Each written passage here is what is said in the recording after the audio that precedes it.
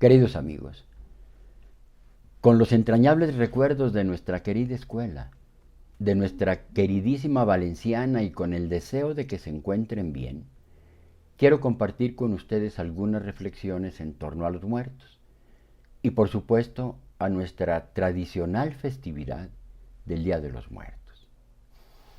El Panteón de Santa Paula en Guanajuato capital es una de las obras más representativas del Guanajuato decimonónico. Como algunos de ustedes saben, se inaugura el 13 de marzo de 1861 y fue construido, entre otras cosas, para satisfacer las necesidades funerarias que al estar prácticamente saturado el Panteón de San Sebastián, la población guanajuatense demandaba. Es a partir entonces de la segunda mitad del siglo XIX cuando el Panteón entra en funciones y a los poquísimos años aparece, para sorpresa y asombro de todos, de sepultureros, de sacerdotes, de los afligidos deudos, vamos, de la población guanajuatense en general, aparece el primer cuerpo momificado y que correspondió al médico francés Remigio Leroy. A partir de ese momento se vinieron encontrando una buena cantidad de cuerpos, 117 en total, y son los que, entre otras cosas, le han proporcionado al Panteón de Santa Paula y a la ciudad de Guanajuato esas características emblemáticas e identitarias. La mayor parte de la colección, 70 cuerpos, corresponde al siglo XIX. El resto prácticamente son del siglo XX. La ignorancia de las autoridades federales, estatales y municipales, responsables de su custodia y conservación, de manera totalmente irresponsable, al no comprender el trato adecuado que se le debe de otorgar a los restos humanos, ha provocado una verdadera desatención de la colección. Las momias, antes de ser cuerpos secos, fueron seres humanos como ustedes o como yo. Por lo tanto, merecen ser tratados con la más alta consideración y respeto. Desgraciadamente, estas supuestas autoridades, con el mayor de los cinismos, han utilizado la colección para fines totalmente carnavalescos y con ese afán mercantilista prácticamente han prostituido el espíritu de la colección.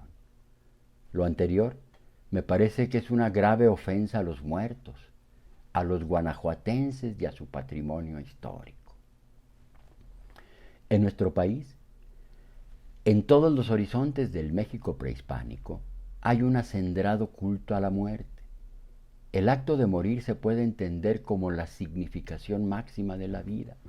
Es decir, la muerte no es algo aterrador, es algo perfectamente conocido. Podríamos considerar que es algo consubstancial a la naturaleza humana.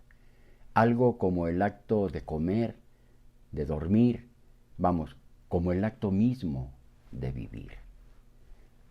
Es una cosa normal, puesto que para eso hemos nacido. En atención a la poesía náhuatl, nosotros no nacimos para vivir, nacimos para morir. Resultaba pues la muerte la finalidad suprema de la vida. Aunque todos vivimos de alguna manera prácticamente igual, no todos morimos de la misma forma.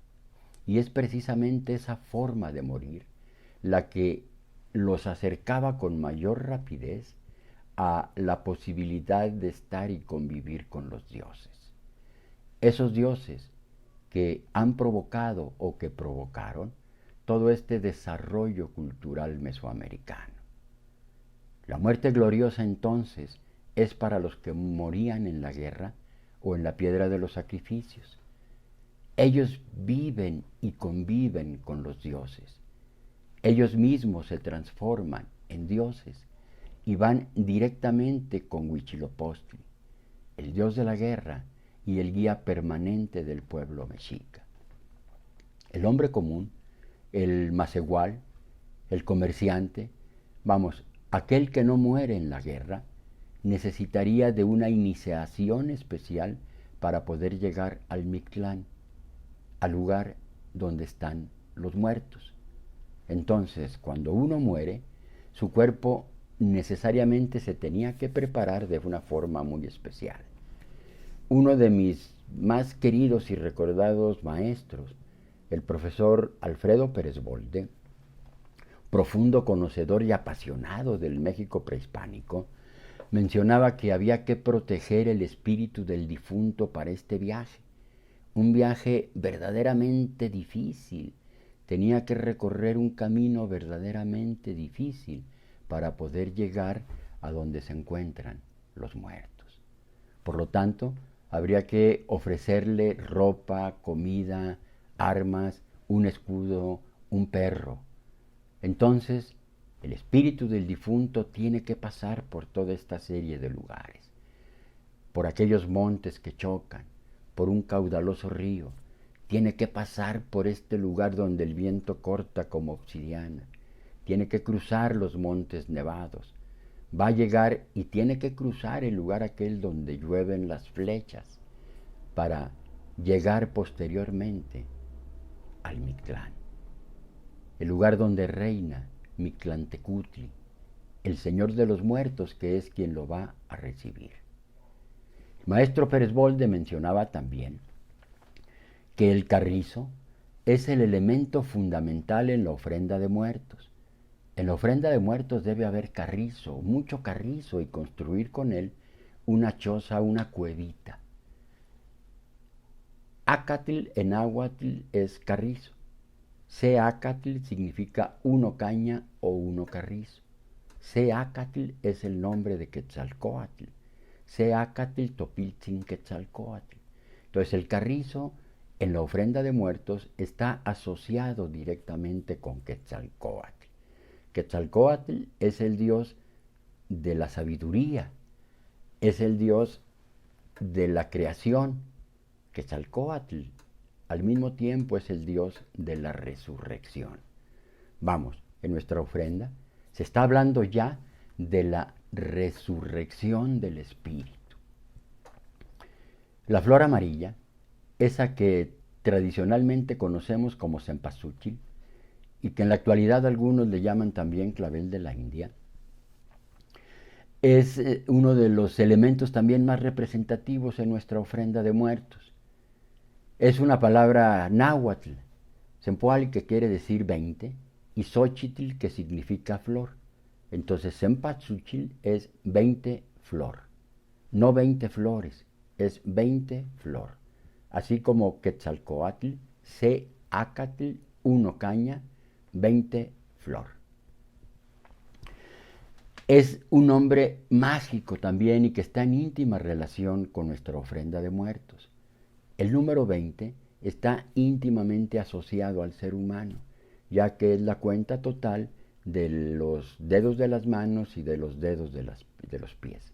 Entonces es el hombre mismo, es el ser humano mismo. Por eso la flor también está totalmente vinculada y asociada a la ofrenda de muertos.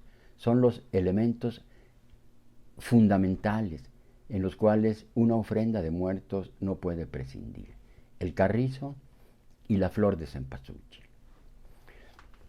Hay otros elementos como los frutos de la tierra, el camote, la jícama, el cacahuate. Son elementos que están enterrados. Calaqui en náhuatl significa enterrado. De ahí viene el término calaca, lo que está enterrado, lo que está sepultado, como el camote, como la jícama, como el cacahuate, que están enterrados y que son desenterrados, vamos, que son resucitados para alimentar ahora a los vivos y a los muertos. En la ahora tradición católica aparecen otros elementos más, como un vaso con agua, un plato con sal, cruces, velas, el retrato del difunto, la comida que más le gustaba, ropa, una copa de mezcal o aquel vino que acostumbraba el difunto. Para concluir estas reflexiones, me parece conveniente destacar que en la actualidad, además de que se está perdiendo la tradición, en mucho y lo más, doloroso del caso, es que también se está perdiendo el significado. Ahora se maneja de manera indistinta la palabra altar o la palabra ofrenda, como si fueran sinónimos, y desgraciadamente se utiliza con mayor recurrencia la palabra altar para identificar esta tradición del Día de Muertos. Situación que me parece en lo personal algo que no es del todo correcto. Altar es aquello que ponemos en alto, que elevamos, y ofrenda es algo que ofrecemos. Los altares son para la divinidad, para esta divinidad que ubicamos en un plano superior, en lo alto. Altar a la Virgen de Guadalupe, altar a la Virgen de Dolores, etc. Nosotros a nuestros muertos no los ponemos en alto. Vivimos y convivimos con ellos en el mismo plano, en la misma sintonía, en el mismo nivel, y les ofrecemos cosas, comida, bebida. Entonces, para nuestra celebración del Día de Muertos, más que altares hacemos ofrendas, ofrecimientos, y en franca convivencia y en el mismo plano los compartimos con el difunto. El difunto que, según la tradición prehispánica, ya se ha convertido en Dios y descansa ahora bajo el cobijo y la compañía, bajo la protección del Tloquenahuac, el Señor, el dueño del cerca y del junto, invisible como la noche, impalpable como el viento. Soy Rogelio García Espinosa y desde Tiempo Rojo seguiremos insistiendo en la necesidad de defender, conservar, investigar y socializar el patrimonio natural, el patrimonio histórico, antropológico y artístico de los mexicanos. Muchísimas gracias.